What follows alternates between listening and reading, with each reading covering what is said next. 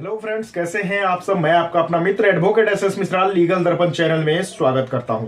Friends, आज मैं बताने वाला हूं कि अगर कोई ज्वाइंट प्रॉपर्टी है और उस प्रॉपर्टी में से कोई एक हिस्सेदार बिना बंटवारा किए अपने हिस्से को किसी अन्य व्यक्ति को बेचना चाहते हैं, तो जो खरीदने वाला व्यक्ति है उसको उस प्रॉपर्टी को खरीदते समय किन किन बातों का ध्यान रखना जरूरी है, ताकि भविष्य में कोई भी मुकदमेबाजी का, कोई भी डिस्प्यूट का, किसी भी तरह के विवाद का उसको सामना नहीं करना पड़े।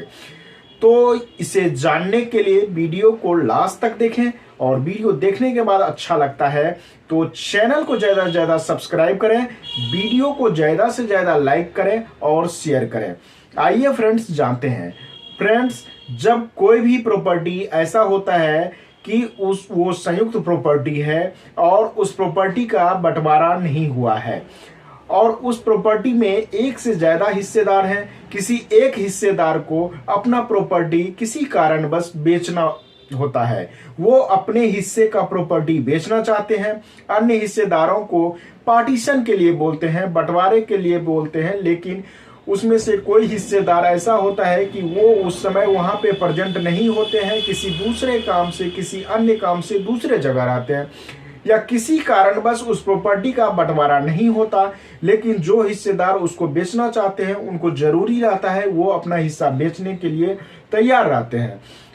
तो अगर कोई प्रॉपर्टी है, मान लीजिए कोई प्रॉपर्टी है 1 बीघे का, जैसा कि आप लोगों को पता होगा कि 20 कट्ठा का 1 बीघा होता है, उसमें 4 हिस्सेदार हैं। अब 5-5 कट्ठा जमीन सबको हुआ। अब उसमें ये नहीं है कि 5 कट्ठा जमीन किधर से किसका है, क्योंकि 20 कट्ठा यानी 1 बीघा का एक ही प्लॉट है।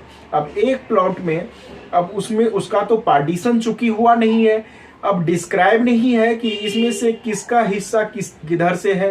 अब एक हिस्सेदार चाहता है अपना प्रॉपर्टी बेच लूं, खरीदने वाला व्यक्ति उस समय खरीदने के लिए तैयार रहता है, लेकिन पार्टीशन उसका नहीं हुआ है, तो उस समय उस प्रॉपर्टी को खरीदने के लिए जो खरीदने वाला व्यक्ति है उनको चाहिए क्या, जो अन्य हिस्सेदार हैं उसको सेल डीड बनाते समय, यानी जब प्रॉपर्टी की रजिस्ट्री कराते हैं तो उस समय उनको कंफर्मिंग पार्टी बना लेना चाहिए, जिससे कि वो कंफर्म करे कि भविष्य में हमें किसी भी प्रकार का आपत्ति नहीं है कि ये प्रॉपर्टी आपको बेचा है, तो आपने इस प्रॉपर्टी को खरीदे हैं, तो भविष्य में हम किसी भी तरह के कोई आपत्ति इस पर नहीं जताएंगे। या फिर यदि वो प्रॉपर्टी ऐसा है कि उस प्रॉपर्टी को जो हिस्सेदार हैं वो हिस्सेदार चाहते हैं कि ये प्रॉपर्टी जो हमारा एक हिस्सेदार बेच रहा है इसको नहीं बेचे, तो फिर वो उस पे आपत्ति जताएगा। तो यदि आपत्ति जताता है तो आप इस तरह के विवादित प्रॉपर्टी को ना ही खरीदें तो सही रहेगा। लेकिन यदि वो कंफर्मिंग पार्टी के रूप में बनने को तैयार हैं, वो कंफर्मिंग करते हैं, कंफर्म करते हैं कि हम भविष्य में किसी भी तरह का विवाद इस पे उत्पन्न नहीं करेंगे, यदि वो रजिस्ट्री होते समय इन बातों को लिखते हैं, बताते हैं, तो उस प्रॉपर्टी को आप खरीद सकते हैं। या फिर ऐसा करें कि यदि वो उस समय वहाँ पे उपलब्ध नहीं है, लेकिन यदि वो एनओसी देते हैं, नो ऑब्जेक्शन सर्टिफिकेट दे देते हैं, जिसमें यह चीज वो लिख देते हैं कि इस प्रॉपर्टी में जो भी इनका हिस्सा है, जैसा कि मैंने अभी एग्जांपल के तौर पे आपको बताया था कि 1 बीघे का प्रॉपर्टी है, यानी 20 कट्ठा का 1 बीघा होता है, उसमें से 4 हिस्सेदार हैं, तो 5-5 कट्ठा का एक हिस्सेदार का हुआ। तो जो हिस्सेदार अपना 5 कट्ठा बेचना चाहते हैं, अन्य हिस्सेदार उसके लिए नो ऑब्जेक्शन सर्टिफिकेट यदि दे देते हैं, तो उस प्रॉपर्टी को आप खरीद सकते हैं, आपको किसी भी तरह का परेशानी भविष्य में नहीं होगा।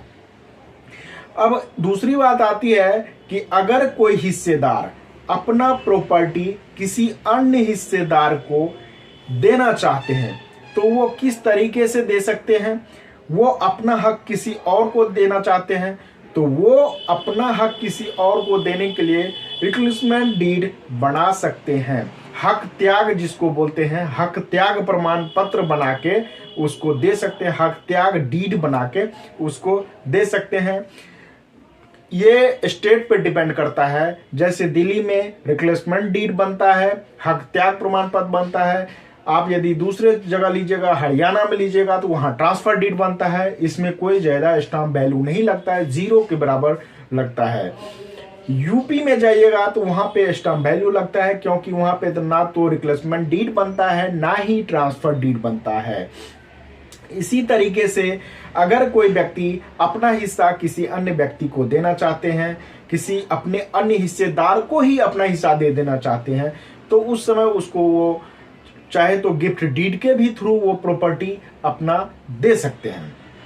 अगर किसी व्यक्ति का कोई पूर्वजों का प्रॉपर्टी है, अब पूर्वजों का प्रॉपर्टी है और उनमें सभी का हिस्सेदारी है, तो वो रिप्लेसमेंट डीड के थ्रू यानी अपना हक त्याग करके या गिफ्ट डीड के थ्रू या फिर अपना हिस्सा उनको बेच भी सकते हैं। इस तरीके से वो अपना प्रॉपर्टी उसको दे सकते हैं। यदि किसी अन्य व्यक्ति को देना चाहते हैं तो उनको भी वो गिफ्ट डीड के थ्रू या रिप्लेसमेंट डीड के थ्रू या जैसे हो अपना हक उनको दे सकते हैं। रिलीज डीड भी बना सकते हैं। लेकिन मैं पहले बताया हर स्टेट में अलग अलग ये थोड़ा नियम होता है। कहीं पे ट्रांसफर डीड का प्रचलन है, कहीं पे रिप्लेसमेंट डीड का प्रचलन है, कहीं पे रिलीज डीड बनता है। तो हर तरीके का ये सब अपने प्रॉपर्टी को ट्रांसफर करने का मोड है, तरीका है। इस तरीके से आप अपने प्रॉपर्टी को दे सकते हैं। तो कभी भी जिस प्रॉपर्टी में एक से ज्यादा हिस्सेदार हो यानी ज्वाइंट प्रॉपर्टी हो, उस प्रॉपर्टी का बंटवारा नहीं हुआ हो, तो उस प्रॉपर्टी को खरीदते समय आपको ये चीज ध्यान रखना चाहिए कि अन्य हिस्सेदार जो हैं वो भविष्य में किसी भी तरीके का इस पे विवाद उत्पन्न ना ही करे। तो इस विवाद से बचने के लिए आपको उससे चाहे तो रजिस्ट्री कराते समय कंफर्मिंग पार्टी के रूप में उसको बना लें और उससे ये सारे चीज उसमें कंफर्म करा लें, या फिर उस व्यक्ति से आप नो ऑब्जेक्शन सर्टिफिकेट एक ले लें, एनओसी बनवा लें, जिसमें वो अपना पूरा जो है वो बता दें कि हम इसमें मतलब ये चीज सत्यापित करते हैं, ये बताते हैं कि भविष्य में किसी भी प्रकार का इस जमीन पे हम मुकदमाबाजी या विवाद उत्पन्न नहीं करेंगे। हम अन्य पार्टी जो है वो सहमत है इससे, वो एक डिस्क्लेमर के रूप में एक वो अपना तैयार करके एनओसी दे देगा, अपना वो वहां पे घोषणा कर देगा। तो इस तरीके से आप उस जमीन को खरीद सकते हैं और किसी भी प्रकार का भविष्य में कोई भी दिक्कत नहीं होगा। फ्रेंड्स, वीडियो कैसा लगा आप मुझे कमेंट करके जरूर बताना। कोई कंफ्यूजन हो तो आप मुझे कमेंट करना, मैं उसका रिप्लाई देने का कोशिश करूंगा। आज तक के लिए फ्रेंड्स इतना ही, फिर मिलते हैं नेक्स्ट वीडियो में। तब तक के लिए धन्यवाद।